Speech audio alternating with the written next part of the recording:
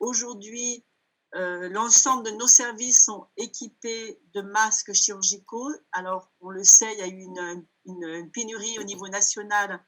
Donc, nous avons au début vécu sur nos stocks de fin de grippe, puisque nous avons chaque année des stocks pour pallier à la grippe saisonnière. Donc, nous avons pu tenir un certain temps avec ces stocks-là qui se terminaient.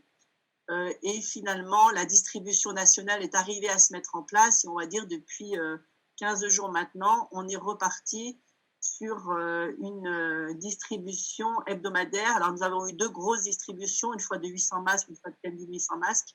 Et maintenant, nous avons également une distribution hebdomadaire. Donc, sur les masques chirurgicaux, les services du domicile également sont maintenant dotés et les résidences autonomie sont également dotées en masques. Donc, c'est une très bonne chose et dans la protection de nos personnels et dans la protection de nos résidents et des personnes âgées accompagnées. Je dirais que jusqu'à présent, nous avons pu, de par ce que l'on a mis en place, retarder l'entrée dans les établissements de ce virus. Au niveau des services bien vieillir à domicile, nous avons effectivement réduit nos prestations, surtout afin de réduire le nombre de passages.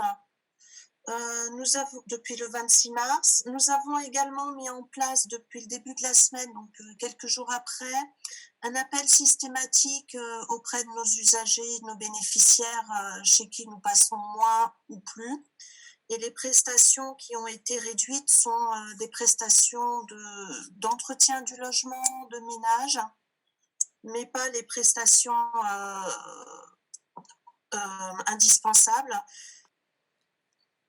En ce qui concerne les méthodes de dépistage, est-ce que selon vous, ça pose problème que dans les EHPAD, le ministère de la Santé autorise le dépistage des 2 premiers soignants et des 2 premiers résidents qui potentiellement sont infectés?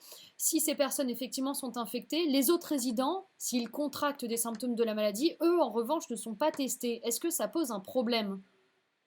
On sait qu'aujourd'hui, l'idéal serait, mais même pour l'ensemble de la population française, que tout le monde soit testé. Et effectivement, dans un EHPAD, quand on commence à avoir un cas, l'idéal serait qu'effectivement, on puisse tester tout de suite.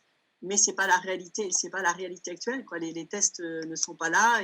L'autre sujet qui peut, sur le moyen terme, être inquiétant, c'est la question du confinement des résidents qui ne seraient pas atteints du Covid, mais qui, parce qu'ils sont plus isolés, ils ne voient plus leur famille, même s'il y a des entretiens numériques, téléphoniques. Aujourd'hui, avec un confinement encore un peu plus important dans l'EHPAD, ou en tout cas sur des secteurs, c'est-à-dire sur des étages, peuvent vivre de manière très difficile cet isolement.